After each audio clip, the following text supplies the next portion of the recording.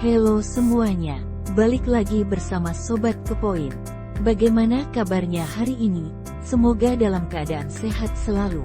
Oh, iya, satu lagi, jangan lupa mandi, biar terhindar dari kuman-kuman mengerikan.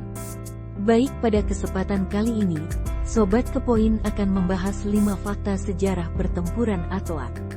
Fakta sejarah Perang Atwa terjadi pada tahun 1896. Pasukan Italia dengan perlengkapan tempur modern, berperang melawan pasukan kerajaan Ethiopia. Dalam pertempuran tersebut, pasukan Italia mampu dihancurkan oleh Ethiopia. Kekalahan Italia di Ethiopia menjadi pukulan besar bagi Eropa. Selama era kolonial, pertempuran pasukan Eropa ke benua-benua seperti Asia, Amerika, Australia dan Afrika, kemenangan selalu didominasi oleh mereka. Tapi pada akhir abad ke-19 tersebut, semangat telah berubah karena kemenangan Ethiopia. Negara yang kini terletak di tanduk Afrika tersebut, berhasil menorehkan catatan sejarah sebagai salah satu negara Afrika yang tak terjamah oleh kekuatan penjajah. Dipimpin oleh Kaisar Menelik II, Ethiopia mengalahkan Italia. Berikut ini adalah 5 fakta pertempuran Atwa versi Sobat Kepoin. Nomor 1. Pertempuran Atwa dipicu oleh Konferensi Berlin. Bangkitnya Jerman sebagai kekuatan imperial yang baru, mengadakan konferensi Berlin di Wilhelmstrasse, kediaman Kaisar Otto von Bismarck. Seluruh perwakilan negara Eropa selain Swiss, serta perwakilan Amerika Serikat, AS, dan Turki Utsmani ikut dalam konferensi yang berlangsung tahun-tahun 1884 sampai 85. Dari konferensi tersebut, menghasilkan Undang-Undang Umum Konferensi Berlin yang mengatur tentang penjajahan di benua Afrika. Sebelum konferensi dibuat, hanya sekitar 10% wilayah Afrika yang dikuasai Eropa dan sisanya diperintah penguasa lokal. Berdasarkan konferensi tersebut, Eropa sepakat bahwa Italia dapat mengambil alih wilayah Ethiopia sebagai wilayah jajahan masa depannya. Dengan bantuan Inggris, Italia memperluas kehadiran di Laut Merah, menguasai pelabuhan Asab di Eritrea saat ini sejak tahun 1882 dan kemudian mengambil alih pelabuhan Massawa pada tahun 1885. Pasukan Italia terus bergerak ke pedalaman, berperang dengan penduduk setempat dan akhirnya menuju kota Atwa, sebuah kota utara Ethiopia yang kini masuk dalam region Tigray yang dekat dengan Eritrea. 1 dekade berikutnya, nasib pasukan tersebut akan sengsara saat menghadapi pasukan Kaisar Menelik II dari Ethiopia. Nomor 2. Versi Perjanjian Wuchel. Pasukan Italia yang terus maju ke pedalaman, mendorong ke barat ke daerah Sudan dan kemudian ke selatan menuju Tigray di Ethiopia Utara. Ras Mangasya yang menguasai Tigray berhasil dipukul mundur dan Italia menguasai beberapa wilayahnya. Italia masih memiliki musuh yakni Kaisar Menelik II dari Shoa yang menguasai Ethiopia Selatan. Pasukan kolonial itu mencoba memecah kekuatan dan melakukan kesepakatan perjanjian tertulis yang disebut Traktat Wuchel pada Mei tahun 1889 untuk menghindari perang. Ada 2 versi dari traktat tersebut, yakni yang berbahasa Amharik dan bahasa Italia. Rupanya dari 2 dokumen itu, ada yang berbeda. Menurut The Conversation, dalam versi Italia, Ethiopia secara efektif dianggap sebagai protektorat Italia. Pasal 17 adalah pasal yang dipersoalkan dari Traktat Wuchel. Dalam pasal itu versi Italia mengemukakan bahwa Kaisar Menelik II diharuskan melakukan hubungan luar negeri melalui izin pemerintahan Italia. Inilah yang membuat Kaisar Menelik II tidak terima.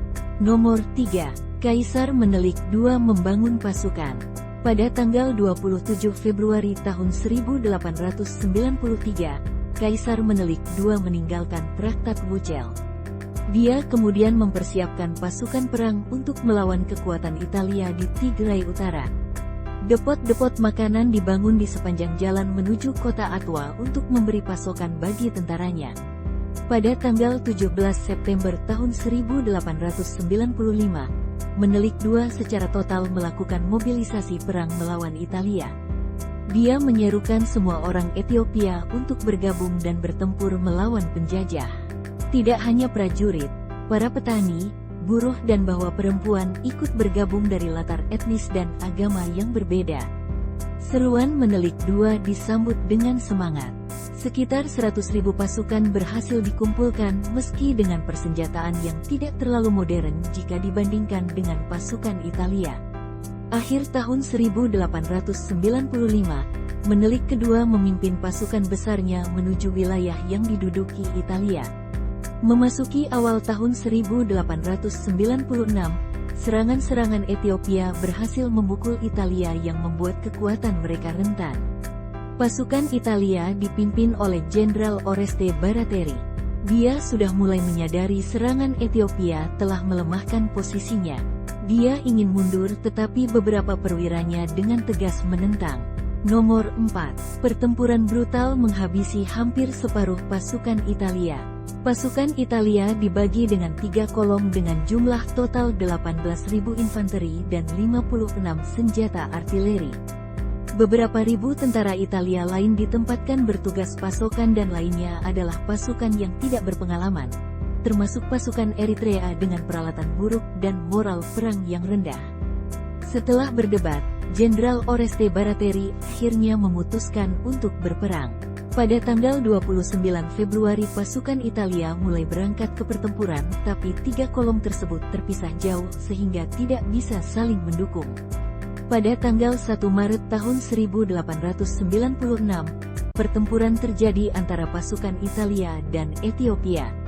Pertempuran terus berlanjut sehari berikutnya dan sekitar 7.000 pasukan Italia tewas dihabisi pasukan Ethiopia yang menang secara jumlah. 3 kolom pasukan Rusia satu persatu dihancurkan oleh pasukan Ethiopia. Pada tengah hari, tanggal 2 Maret tahun 1896, sisa-sisa pasukan Italia yang putus asa disapu oleh Ethiopia. Di pihak Ethiopia, diperkirakan jatuh korban jiwa setara dengan pasukan Italia yang tewas. Ratusan pasukan Italia berhasil ditangkap dan akhirnya menjadi tawanan perang.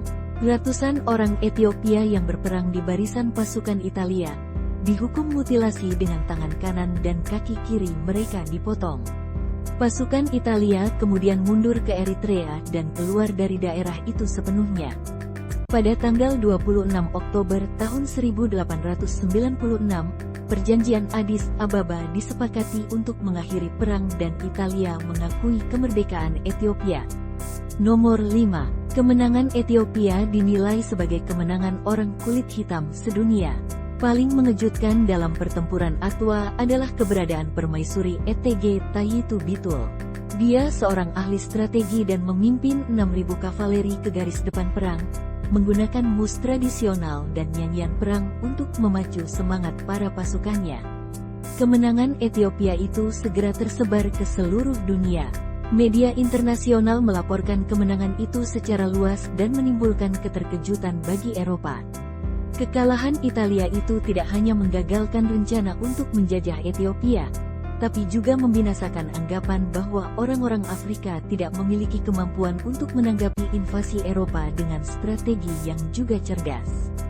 Dampak langsung dari pertempuran Atwa adalah, menurut ensiklopedia Francesco Crispi, Perdana Menteri Italia saat itu yang meremehkan kekuatan Ethiopia, akhirnya mendapatkan kritik dan tekanan dari berbagai pihak. Dia akhirnya mengundurkan diri. Selain itu, muncul gagasan Persatuan Afrika atau Pan-Afrika. Ethiopia juga mendapatkan reputasi yang luar biasa dan kemenangan itu dengan cepat diakui sebagai kemenangan bagi semua orang kulit hitam di seluruh dunia. Oke, cukup sampai di sini ya videonya. Sampai jumpa lagi di video selanjutnya.